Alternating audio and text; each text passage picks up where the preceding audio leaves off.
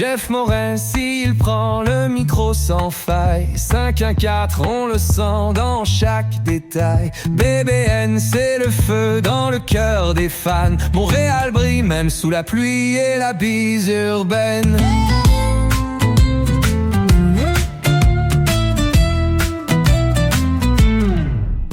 Les gars sur le terrain mouillent le maillot fier. Le CF Montréal respire l'air du tonnerre. Du stade Saputo, ruelle enchantée. Ce sont nos rêves qui courent sur ce plancher. BBN, le podcast qui fait battre nos villes. Les histoires du soccer qui brillent et scintillent. Montréal sur la map avec un cri, un frisson. Les couleurs bougent, c'est une révolution.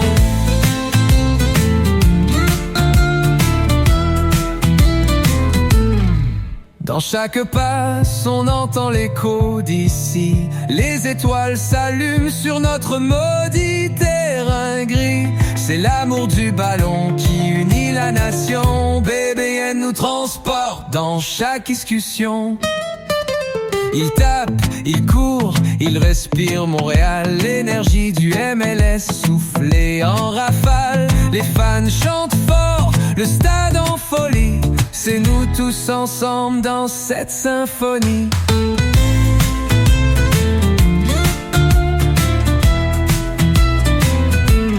BBN, le podcast qui fait battre nos villes. Les histoires du soccer qui brillent et scintillent. Montréal sur la map avec un cri, un frisson. Les couleurs bougent, c'est une révolution.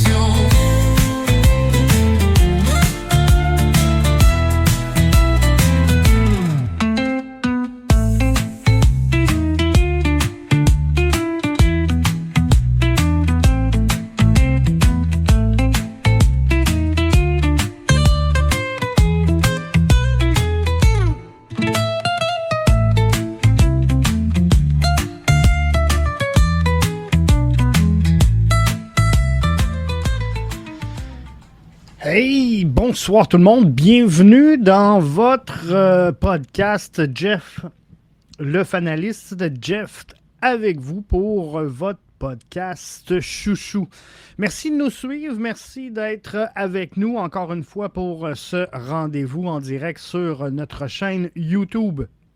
On vous invite à aimer et à partager la diffusion, question qu'on aille de plus en plus de gens qui adoptent le podcast comme vous le faites si vous êtes avec nous. Ce soir, on jette un regard, si vous le voulez bien, sur Nashville SC qui est notre prochain adversaire pour le bleu, blanc, noir. On va revenir également sur le match face à DC United.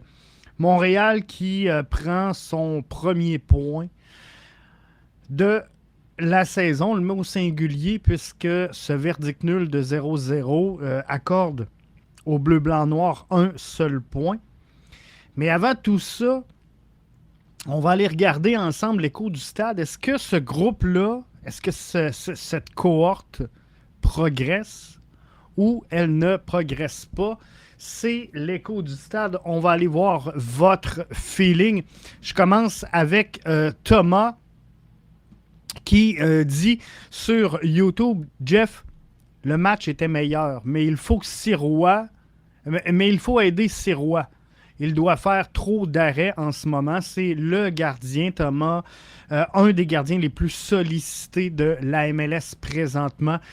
Il est deuxième en matière d'arrêts effectués à travers tout le circuit de la MLS. Effectivement, je le disais d'entrée de jeu, au lancement de cette saison, l'objectif du CF Montréal cette année ne sera pas nécessairement de marquer plus de buts.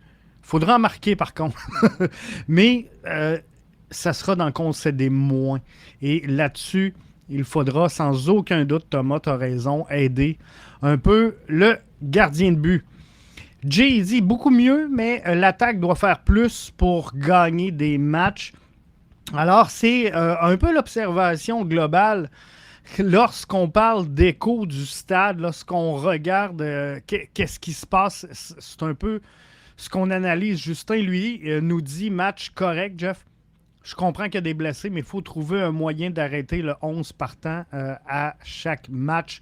Donc, ça aussi, la titularisation, je pense que c'est quelque chose qui est revenu beaucoup dans cet écho du stade. On poursuit. Luc qui nous dit « Excellente première demi. C'est un match dont le CF Montréal doit bâtir et il doit continuer d'être meilleur. L'arrivée de Vrioni, l'arrivée de Neal bientôt devrait aider beaucoup l'équipe. J'ai bien aimé Sealy.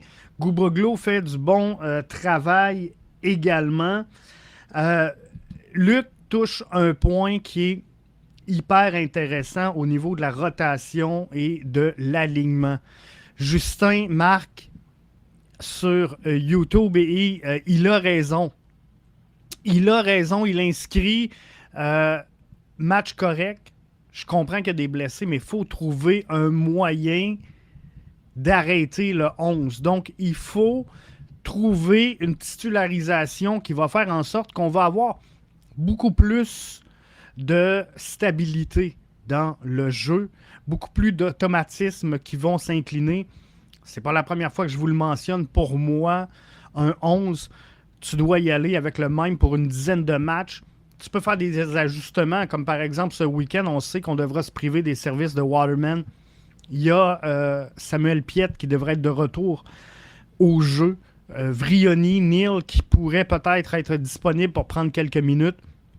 Mais tout ça fait en sorte que on bouge constamment l'alignement, mais on ne peut pas, du côté de Laurent Courtois, modifier cet alignement-là semaine après semaine et s'attendre à des résultats positifs. Je reviens au commentaire de Luc qui dit « Excellente première demi. C'est un match sur lequel on doit bâtir et il faut continuer d'être meilleur. » J'ai bien aimé Sealy. Gouboglo a fait un bon travail. Et lorsqu'on regarde tout ça, ben les entrées, elles ont fait mal.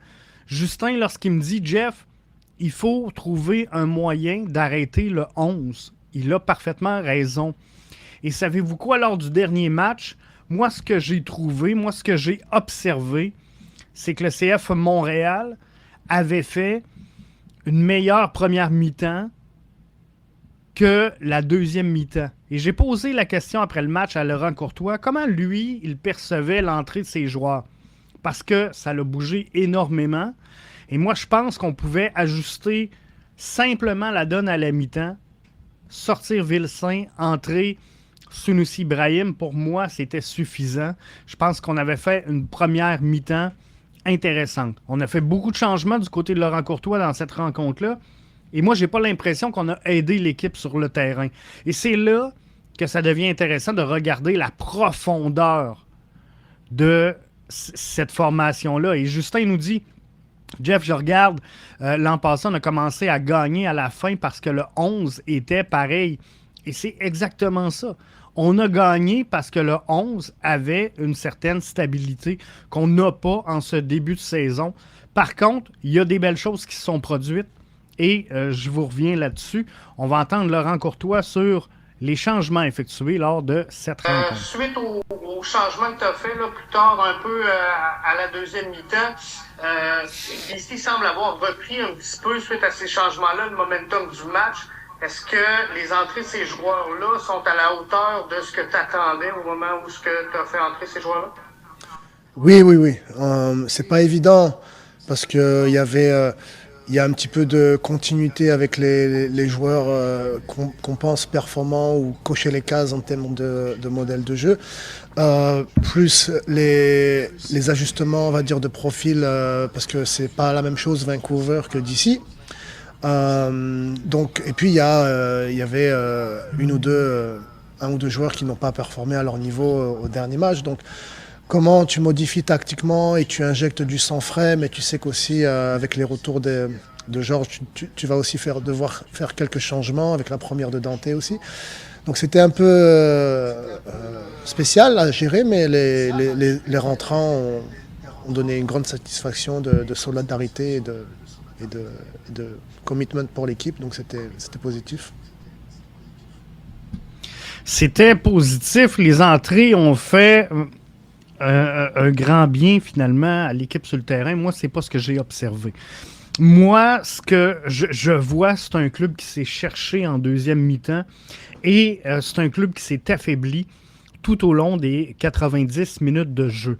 Donc, je vois un petit peu comme c'est Thomas, je crois, qui le disait tantôt, qu'on avait eu une belle entame de match. On a eu une belle entame de match, mais que finalement, ça s'est un peu gâché. Donc, c'est là que ça devient important de stabiliser la titularisation de cette formation-là. C'est là que ça devient important d'aller chercher une solidarité sur le terrain qui va faire en sorte que cette équipe-là va aller chercher des résultats. Justin, il dit « Vilsaint m'a déçu. Il faut donner une chance à Sunusi. On oublie qu'il a marqué 6 buts l'an passé. » Et moi, lorsque je vous parle, Justin, de solidarité, de stabilité dans l'effectif, c'est ma vision des choses. Je pense pas que tu puisses regarder, mettre en place, coordonner plus de 2 à 3 changements dans ta formation, match après match, et obtenir des résultats qui sont positifs. Donc, pour moi, le match face à Nashville, tu as le droit de faire 2 changements. Peut-être 3 au maximum. Au maximum 3. Mais de préférence, 2 changements maximum, match après match. Alors, si je regarde le match face à Nashville, Vilsaint m'a également déçu, Justin. Je rentre Sunusi. Moi, j'ai aimé ce que Sunusi a apporté dans ce match-là. Donc, je rentre Sunusi. Je vais également bouger Waterman parce que là, on n'a pas le choix. Il est absent. Donc, je vous donne un exemple. 3e changement que j'effectuerais, ça serait de sortir Loturi pour rentrer Samuel Piette, qui normalement devrait être en état de connaître du succès dès le prochain match. Par contre, je ne veux pas changer plus que ça. Donc, même pour Sam Piette, il revient de blessure. Qu'est-ce que je vais faire? Je vais changer Sunusi, je vais changer Waterman et je vais être patient avec Samuel Piette, puis je vais lui donner des minutes en fin de match. Je ne vais pas le titulariser. Parce que là, on voit des matchs, des joueurs à l'entraînement présentement qui pourraient offrir une planche de salut à l'attaque. Je sais que l'attaque, ça revient énormément dans vos commentaires. Je pense que Vilsaint-Sunusi, ça peut être une bonne chose. Herbert a démontré des bonnes choses lors du dernier match. Et il a pris 2 barres transversales. Je pense que ça regarde bien. Il a créé des choses. Je prends le temps de saluer Justin qui est là. Et par le fait même de sauter au prochain commentaire, Thomas qui dit « C'est quoi le problème avec l'attaque? » Le problème principalement, Thomas, de l'attaque, c'est cette incohérence dans la titularisation match après match qui empêche les joueurs sur le terrain d'obtenir une cohésion, d'obtenir un lien, d'obtenir une chimie naturelle. On va l'appeler comme ça. Junior dit « J'ai adoré la tentative de Sunusi Ibrahim quand il a tiré. Oui, c'est allé à l'extérieur de la surface, mais si ça aurait été un but, je pense que ça aurait été l'action du match. Je m'imagine très bien la séquence à laquelle tu fais référence, Junior, et je suis convaincu que ça fait partie des éléments à modifier pour le prochain match. Mais comme je vous dis, moi, je ne veux pas en modifier plus que 2, à la limite 3 en cas de force majeure. Donc, si je prends 2, je vais changer Vilsaint, que personnellement, je n'ai pas aimé sa sortie. Je vais le remplacer par Sunusi. Et Waterman, cas de force majeure, tu n'as pas le choix, tu le changes. Donc, je vais être patient avec Samuel. Mais je pense qu'effectivement, il aurait fait du bien, Sunusi Ibrahim. Sili m'a laissé une très bonne impression. J'espère qu'il confirme ma bonne impression. Il a de très bonnes qualités techniques ainsi qu'un bon pied gauche. Et voyez-vous, malgré que l'on puisse reprocher, Émile, à l'entraîneur-chef Laurent Courtois d'être un peu brouillon, d'improviser, ça nous aura permis d'accélérer le processus pour trouver le bon schéma tactique, les bons joueurs à mettre en place. Donc, là-dessus, je ne suis pas nécessairement fâché sur la titularisation que fait Laurent Courtois. Mais je pense que rapidement, il faut revenir à quelque chose de plus solide, de moins mouvementé. Mais, Émile, tu le mentionnes, Silly a laissé une très bonne impression. On a eu la même chose il y a quelques matchs avec Gouboglo qui a laissé une très forte impression. Petrasso, tu vois, on est allé dans la stabilité et je pense que tranquillement, pas vite, ça s'en vient du côté de Petrasso. Je comprends pas pourquoi soudainement Caden Clark devient un remplaçant. Que se passe-t-il? Ben, je pense qu'on a essayé des choses et visiblement, Caden Clark est peut-être appelé cette saison à devenir le Mathieu Chouanière de cette formation-là. Donc, un joueur capable d'évoluer partout et de devenir un peu une carte joker pour l'entraîneur-chef Laurent Courtois. Mais au niveau de l'attaque, c'est difficile. Et ça aussi, il faut le mentionner dans l'écho du stade, puisque c'est des commentaires que vous tenez. Et on va, sans plus tarder, en prendre un autre fan de sport qui dit « J'ai manqué le premier match. Je n'ai donc vu aucun but. 2 ou 3 chances de marquer en 270 minutes de jeu. C'est la honte, quoi. Je suis extrêmement découragé. » Et on peut comprendre, parce qu'on aimerait ça, avoir des résultats là, maintenant. Il va falloir engendrer des points. Il va falloir engendrer des points. Le CF Montréal est sur la route pour les 7 premiers matchs. Entre 4 et 6 points, ça serait un début de saison correct pour le CF Montréal. À 7 points, ça serait excellent. Passer 7 points, ça serait un début de saison exceptionnel. Puisque on commence avec 7 matchs sur la route. Justin dit il faut faire attention avec Dante Silly. Il avait des bons flashs avec Dallas, mais après, il a déçu. Et c'est ça qu'il faut amener, cette stabilité-là. C'est ça qui va empêcher d'aller chercher seulement des bons flashs, d'avoir une stabilité dans le line-up. Pour moi, Dante Silly est en train de confirmer sa place sur la gauche. Il faudra voir. C'est juste un match. 90 minutes sur une saison, c'est très, très peu. Donc, il faudra voir comment va évaluer Silly dans les autres matchs. Mais Caden Clark, pour moi, fait partie des joueurs en devenant remplaçant, en devenant profondeur, en devenant en mouvement sur le schéma tactique de l'entraîneur-chef, vient un joueur qui est beaucoup plus apte à présenter justement des bons flashs comme ça un peu tout le temps. Alors, il faudra faire attention à comment on gère le dossier de Caden Clark si on veut s'assurer que ça soit bon et que ce ne soit pas juste quelques flashs ici et là. Si on regarde le mood global, on va l'appeler comme ça, de l'écho du stade, je vous ai demandé comment vous avez trouvé le CF Montréal. Êtes-vous encouragé par la performance du CF Montréal le week-end dernier face à DC United? Et à 64%, les gens sont encouragés par ce qu'ils ont vu sur le terrain. Faudra définitivement, et c'est là, gang, que je vais vous demander premièrement de liker le vidéo sur YouTube, ceux et celles qui sont en direct avec nous. Je vous invite à le partager également, ça me ferait grand plaisir.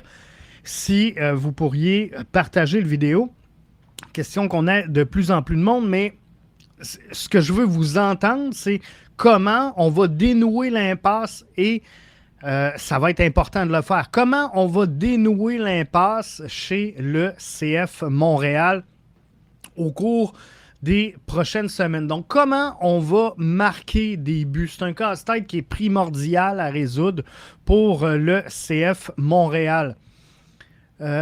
Émile nous dit Bryce Duke devait quitter en été.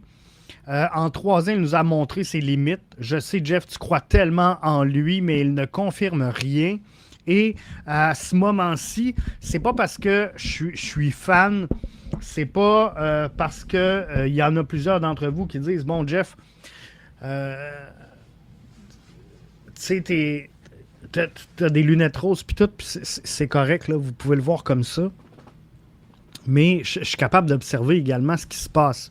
Et, Émile, je pense également que Bryce Duke, je ne me mettrai pas la tête dans le sable, a atteint un certain plafond dans ce qu'il peut nous démontrer. J'aurais aimé le voir sur une base régulière, mais force est d'admettre qu'avec les atouts qu'a présentement en ses mains l'entraîneur-chef Laurent Courtois, on a rapidement dépassé la capacité de ce que Bryce Duke pouvait offrir. Et j'explique mon point. Si on recule de l'an passé, on recule à l'autre, je pense que Bryce Duke a tout ce qu'il faut pour se développer, a tout ce qu'il faut pour devenir un atout majeur au sein de cette formation-là.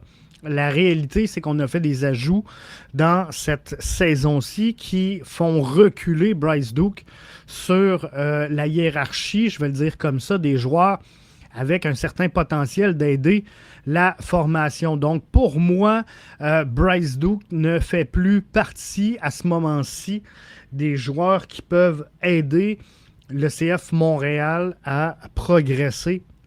Demeure quand même une profondeur qui est intéressante. Mais à partir du moment où on modifie un peu le schéma tactique, j'ai vraiment aimé le 3-5-2 de la semaine dernière de l'entraîneur-chef Laurent Courtois. J'ai trouvé qu'on jouait beaucoup mieux le milieu de terrain, qu'on était beaucoup plus vertical et beaucoup plus engagé dans la performance qu'on a livrée du côté de DC United, malgré le verdict nul de 0-0. Et je pense que c'est une question de temps avant que ça débloque. L'arrivée de Vrioni, l'arrivée de Sinchuk éventuellement, le retour de Samuel Piette va faire en sorte que cette équipe-là sera plus stable dans les prochaines semaines. Et dans le schéma actuel, je ne vois pas comment Bryce Duke peut quitter la profondeur pour venir aider cette formation-là. Donc, pour moi, il n'est pas la bouée de sauvetage si la question est comment on va marquer des buts. Je pense qu'on a réglé une bonne chose avec Silly à gauche. On a réglé une bonne chose avec Gouboglo à droite. Maintenant, Samuel Piette fait partie de l'équation. Je suis convaincu. Thomas l'est également. Il dit Samuel Piette va aider beaucoup. Je pense que oui. Alors, il reste Saliba, Herbert, Sinchuk, Clark. Ça fait beaucoup de place.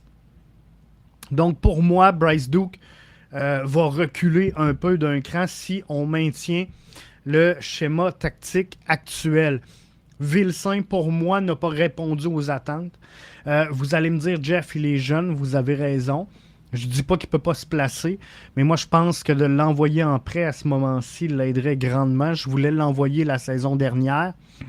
Et finalement, bon, il a eu une bonne blessure, mais quoi qu'il en soit, je pense qu'il a beaucoup à apprendre encore avant de devenir un joueur MLS établi.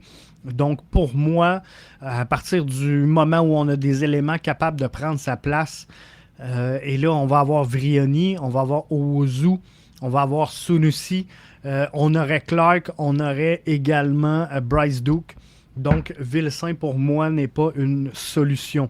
Donc, pour moi, la solution à court terme, si on veut relancer l'attaque et se mettre à inscrire des buts, je pense qu'elle est toute simple. C'est de revoir le duo en attaque. Je pense que l'expérience Ozu-Vilsain n'a pas été concluante. Pourquoi je le vois comme ça? Parce que pour moi, c'est deux profils qui sont trop semblables et pas suffisamment complémentaires. Donc, avec Sunusi, on va pouvoir avoir des jeux dans la course, on va pouvoir avoir des jeux dans l'axe et on va pouvoir profiter de Ozu qui va être capable de jouer dos aux défenseurs et de prendre des centres, des ballons aériens. Donc, on va avoir une complémentarité qu'on n'a pas en ce moment. Et je pense que ça peut être fort intéressant. Émile nous dit George Campbell devient une valeur sûre. Il confirme bonne saison de l'année dernière. Je suis content pour lui. Il a connu un excellent match face à DC United. Pas facile de revenir d'une blessure. Il l'a fait. Il l'a très bien fait. Il avait un client sérieux qui était Christian Benteke, qui avait marqué dans chacun des matchs depuis le début de la saison. Il a été contraint au silence dans cette rencontre-là. Vu l'efficacité de George Campbell, je lève mon chapeau à George Campbell pour cette rencontre-là. Jason dit, d'accord avec toi, Vilsain est un super sub. Donc, je pense qu'en attaque, il faut trouver des profils qui sont différents. Et plus complémentaires que ce qu'on a vu le week-end dernier. Donc moi, si on veut inscrire des buts face à Nashville, moi, ce que je veux voir, moi, ce que je veux observer, c'est un schéma tactique qui change presque pas. Donc, qu'est-ce qu'on va changer? On va changer Vilsain qui a déçu. Je pense qu'on peut y aller sans se tromper avec Sunusi Ibrahim. Pour moi, Sunusi Ibrahim a démontré des belles choses, a fait une belle entrée face à DC, mérite donc d'être titulaire pour le prochain match. Donc, c'est quelque chose que je pense qu'il peut aider. Maintenant, comme je le mentionnais, Waterman qui s'en va en sélection,